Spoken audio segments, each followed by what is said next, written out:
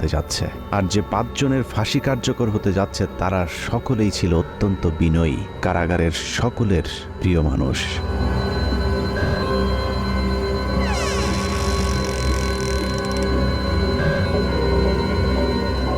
রাত 12টা 1 মিনিটে colonel Faruk Rahman, major AK Mohiuddin Ahmed artillery, Mohiuddin lancer ও সুলতান শাহরিয়ার রশিদ খানকে ফাঁসিতে ঝুলিয়ে হত্যা করা হয়। 4 জনকে ফাঁসি দেওয়া হলেও লাশের সংখ্যা ছিল মোট 5টি।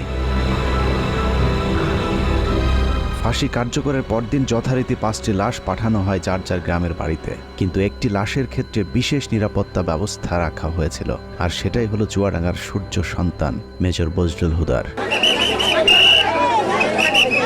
মেজর বজলুল হুদার বাড়ি চুয়াডাঙ্গার হাটবোয়ালিয়া গ্রামে সেদিন র্যাব পুলিশের উপস্থিতি দেখে মনে হয়েছে আইন শৃঙ্খলা বাহিনী বোধহয় চুয়াডাঙ্গাবাসীর বিরুদ্ধে যুদ্ধের প্রস্তুতি নিচ্ছে। যুদ্ধের